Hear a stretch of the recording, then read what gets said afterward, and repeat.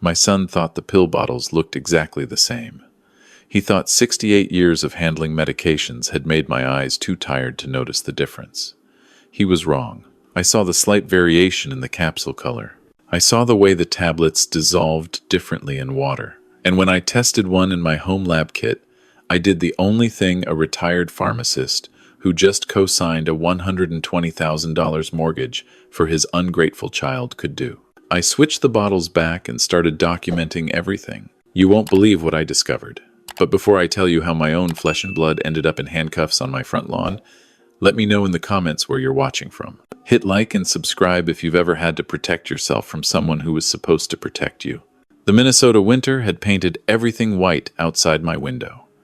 The oak tree in the backyard, the one my late wife planted 32 years ago, was covered in frost. Beautiful, peaceful, a lie. Because inside this house, inside these walls, I had paid off 15 years early. Something dark was growing. I sat in my recliner, the leather one Margaret had bought me for my 60th birthday. To anyone looking, I was just Walter Brennan, a retired pharmacist. Perhaps a bit slower, since my bypass surgery last spring. Perhaps a bit quieter, since Margaret passed 18 months ago. But my mind was sharper than the scalpel that had opened my chest. 43 years behind a pharmacy counter had taught me one thing above all else. Pay attention to the details. The details will save your life or end it. My son Derek was in the kitchen with his wife Megan. I could hear them whispering. They always whispered now. They had moved in 8 months ago, right after Margaret's funeral. Just temporary, Dad, Derek had said. Just until we get back on our feet. Megan had lost her marketing job. Derek's construction company had gone under. They needed help, so I helped. I co-signed their mortgage when their credit was too damaged. I paid off their car loan, $18,000. I covered their credit card debt, another $42,000. I bought groceries. I paid utilities. I did what fathers do. I loved my son. But love, I was learning, is not always returned. It started 3 months ago. Small things. I would wake up dizzy, my heart racing for no reason. I blamed it on grief, on age, on the Minnesota cold. Then came the confusion. I would forget words mid-sentence. I would lose track of time. One Tuesday, I woke up and thought it was Saturday. I found myself in the garage with no memory of walking there. My doctor, old friend from my Rotary Club days, ran every test. Your vitals are fine, Walter, he said. Maybe it's stress. Maybe you need to talk to someone about Margaret. But I knew my body. I knew something was wrong. And I knew it wasn't grief. It was the pills. I take 4 medications daily. Metoprolol for my heart, lisinopril for blood pressure, atorvastatin for cholesterol, baby aspirin for blood thinning. I had filled these prescriptions myself for years before I retired. I knew exactly what each pill looked like, how it felt, how it tasted, if you let it sit on your tongue for a moment. The metoprolol was different. It was subtle. The color was almost right. The shape was almost right. But the weight was off by milligrams. The coating dissolved too quickly. And when I tested it with a home reagent kit, the chemical signature was wrong. Someone had replaced my heart medication with something else. Something that was slowly poisoning me. I sat with that knowledge for 3 days. I didn't eat. I barely slept. I watched my son and his wife move through my house, cooking my meals, bringing me my pills with a glass of water and a smile. Take your medicine, Dad, Derek would say. Doctor's orders. I took the pills. I put them under my tongue. And when they left the room, I spit them into a tissue and locked them in my desk drawer. On the 4th day, I called my old colleague from the pharmacy. Bernie Chen, brilliant man, ran a compounding pharmacy downtown. I brought him the suspicious pills. He called me the next evening. Walter, he said, his voice tight.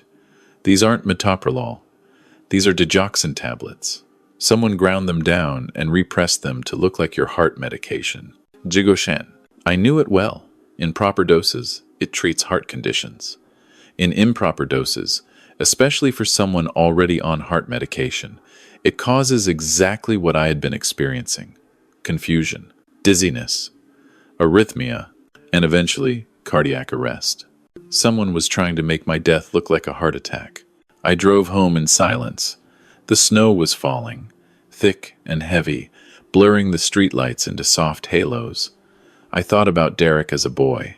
I thought about teaching him to ride a bike in the driveway.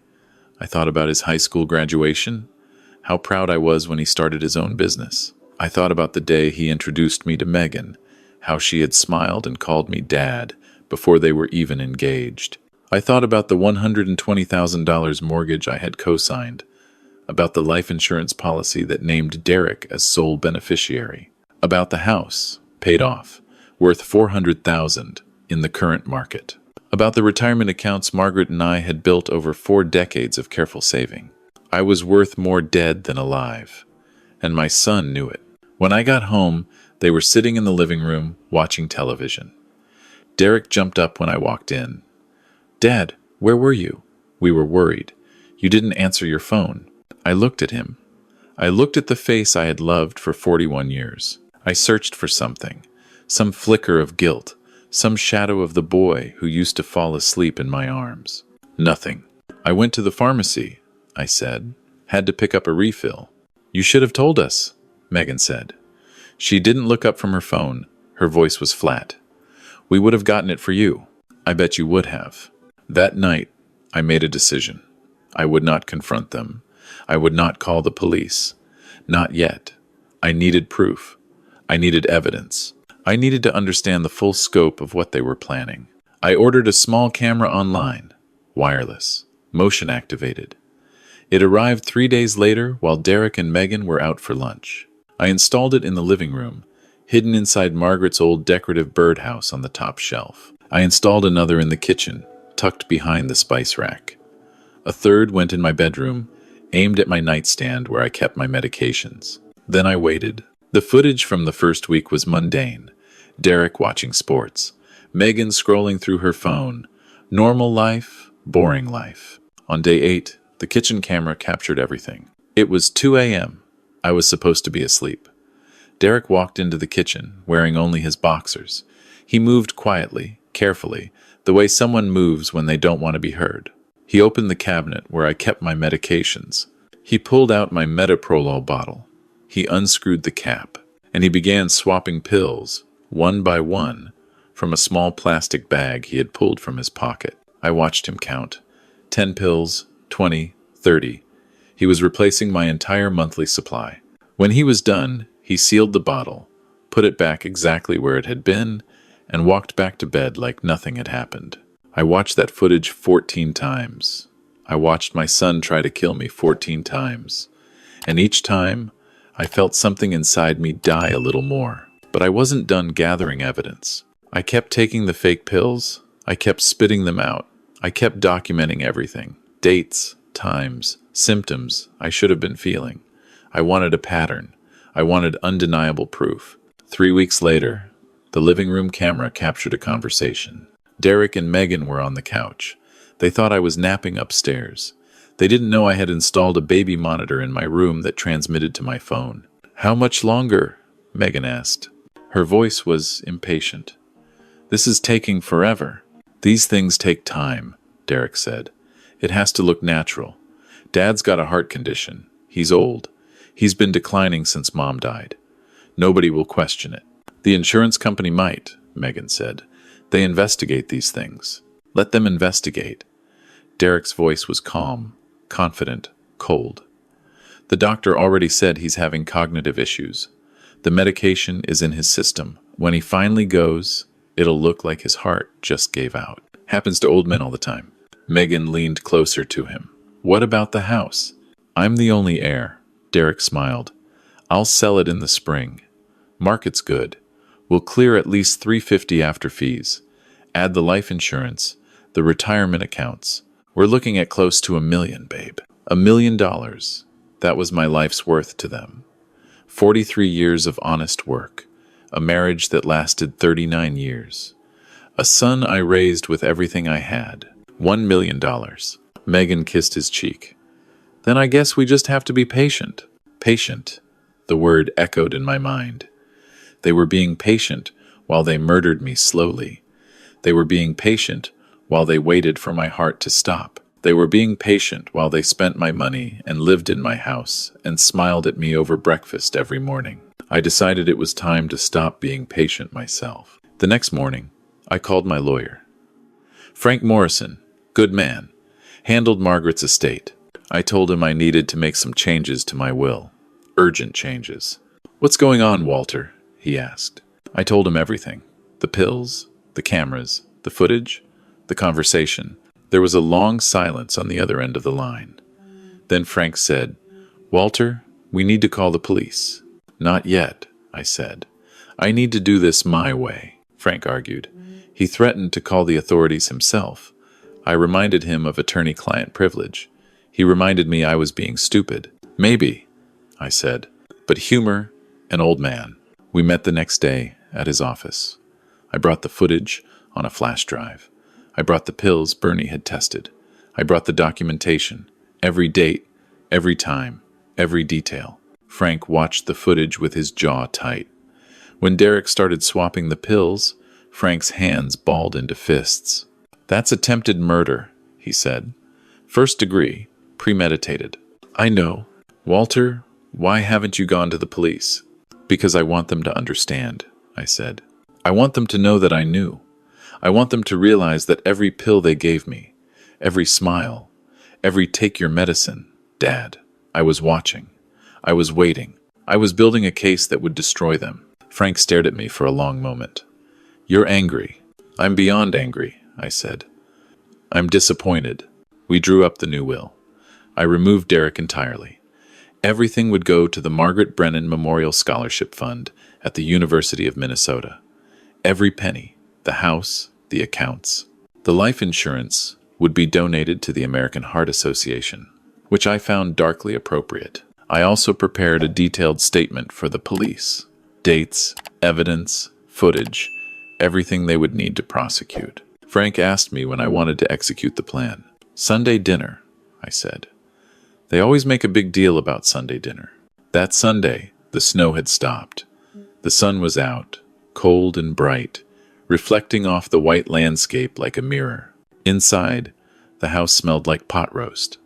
Derek was in the kitchen with Megan, cooking what they thought might be one of my last meals. I sat at the dining room table, the same table where I had eaten Christmas dinners with Margaret, where I had helped Derek with his homework, where I had celebrated birthdays and anniversaries and ordinary Tuesday nights that I would give anything to have back. I had called the police that morning. Detective Sarah Walsh, 30-year veteran of the Minneapolis PD. I had given her everything, the footage, the pills, the documentation. She had listened without interrupting. When I was done, she said, "Mr. Brennan, we'll have officers standing by. You give the signal, we move in." The signal was simple. I would turn on the porch light. Derek brought the pot roast to the table. Megan followed with mashed potatoes, green beans, fresh rolls. A feast. A celebration. A funeral dinner for a man who wasn't dead yet. "Looks wonderful," I said. "Thanks, Dad." Derek sat down across from me. Megan took her usual seat at the end. "We wanted to do something special. You've seemed tired lately." "Have I?" "Yeah." Derek's eyes flickered, just for a moment. "Maybe it's your medication. Have you been taking it regularly?" "Every day," I said. "Every single pill." "Good. That's good." We ate in silence for a few minutes. The pot roast was overcooked. The potatoes were bland, but I ate anyway. I wanted this meal to last. "You know," I said, setting down my fork, "I've been thinking about the future." Derek looked up. "Oh yeah? I'm 68 years old," I said. "I've had a good life, a long career, a wonderful marriage, and I've been thinking about what I want to leave behind." Megan's eyes lit up. She tried to hide it, but I saw it. The greed, the anticipation. "That's very thoughtful, Dad," she said. "It's important to plan ahead." I nodded. "I've made some changes to my will." Derek froze, his fork halfway to his mouth. "Changes?" "Nothing major," I said. "Just some clarifications. I wanted to make sure everything goes to the right people. People who deserve it. People who have shown me what family really means." The silence that followed was thick enough to cut. Derek and Megan exchanged a glance. Something passed between them. Confusion. concern, fear. "Dad," Derek said slowly, "what kind of changes?" I pushed my chair back from the table. I stood up slowly, the way they expected an old man to move. I walked to the window and looked out at the snowy yard. "Did I ever tell you about Margaret's last words?" I asked. Derek shifted in his seat. "No, you didn't. She said, 'Take care of our boy.'" I turned to face them. Those were her last words. "Take care of our boy." She trusted me to do that. She trusted you to be worth caring for. "Dad, what's going on?" I reached into my pocket. I pulled out the small plastic bag, the one I had found in Derek's drawer, the one with the remaining digoxin tablets. "I found this in your room," I said. Derek's face went white. Megan's mouth fell open. "I've been a pharmacist for 43 years, I said. "Did you really think I wouldn't recognize digoxin? Did you really think I wouldn't notice that my medication had been tampered with?" "Dad," Derek stood up. His chair scraped against the floor. "Dad, I don't know what you're talking about. That's not mine. I've never seen that before." I watched him lie to my face. I watched him lie to save himself. And I felt the last thread of love I had for him snap like an old guitar string. "I have footage, Derek," I said quietly. "Cameras. In the kitchen. In the living room. I have you on video. Swapping my pills at 2 a.m. 3 weeks ago. I have you and Megan on video. Discussing how my death would look natural. How you would split the insurance money in the house." Megan stood up. Her face was red. "Walter, this is crazy. You're confused. The medication must be affecting your mind." I laughed. It was a dry, sad sound. "That's what you were counting on, wasn't it? The confused old man, the grieving widower. Nobody would question it when his heart finally gave out." Derek took a step toward me. "Dad, please, let's talk about this." "There's nothing to talk about," I said. I walked to the front door. I opened it. The cold air rushed in, and I reached up and flipped the switch for the porch light. The police cars were already waiting at the end of the street. I watched them pull up, lights flashing, painting the snow red and blue. 4 officers walked up the path. Detective Walsh was in front. "Walter Brennan," she said. "Is this the residence?" "Yes," I said. "They're inside." Derek tried to run. He made it 3 steps before 2 officers tackled him in the living room. Megan didn't run. She just stood there, frozen, her mouth opening and closing like a fish out of water. "Derek Brennan, Megan Brennan," Detective Walsh said. "You're under arrest for attempted murder in the 1st degree." The reading of their rights felt like a lullaby. Sweet, final. As they led Derek past me in handcuffs, he stopped. He looked at me with something I had never seen before in his eyes. Hatred. "You're supposed to be my father," he said. I looked at him for a long moment. "And you're supposed to be my son." They took him away. They took her away. The police cars disappeared down the street, and then it was quiet. Just me and the empty house and the cold. I sat down on the front steps. The snow was still falling, soft and gentle, covering everything in white. Clean, pure, a fresh start. I thought about Margaret. I thought about the scholarship fund that would bear her name. I thought about all the students who would get the chance she always wished she had. She would have liked that. I thought about Derek, about where it all went wrong. Was it something I did? Something I didn't do? I would spend the rest of my life asking that question. But right now, in this moment, I was alive. Against all odds, against all plans, I was alive. The trial lasted 4 months. The footage was played in court. The pills were analyzed and documented. Expert witnesses testified about the lethal nature of the dosing Derek had been building up in my system. The prosecution calculated that I had maybe 2 more weeks to live if I had kept taking those pills. 2 weeks. 14 days. That's how close I came. Derek was sentenced to 25 years. Megan got 15 as an accessory. They will both be old when they get out. Older than I am now. I wonder if they'll understand then what they threw away. The house is quiet these days. I donated half of it to charity, just like I promised. I kept the other half. Enough to live comfortably. Enough to maybe travel. To see the places Margaret and I always talked about visiting. Last week, I got a letter. It was from a young woman named Emily, a first-generation college student who received the Margaret Brennan Memorial Scholarship. She wrote about her dreams, her plans, her gratitude for the opportunity. I read that letter 7 times, and for the first time since this whole nightmare began, I cried. Not from sadness, from something else. Something that felt almost like hope. If you're watching this, if you have family members who see you as an inheritance rather than a person, pay attention. Watch the details. Document everything. Trust your instincts. And never, ever stop fighting for your own life. Because family isn't about blood. It's about who shows up when you need them. It's about who stays when things get hard. And sometimes, the hardest lesson we learn is that the people who are supposed to love us the most are the ones we need to protect ourselves from. I'm 70 now. 2 years since the trial. The oak tree in my backyard is blooming again. Margaret would have loved it. And every morning, I take my pills myself. I check each one carefully. I drink my coffee by the window and watch the sun rise over Minneapolis. I'm still here. Against all odds, I'm still here. Thanks for listening to my story. If it helped you, if it made you think twice about trusting blindly, then sharing it was worth it. Stay safe out there. And remember, the people who love you will never make you question their love. Leave a comment below telling me where you're watching from. And if you've got a story of your own, I'd love to hear it. Until next time.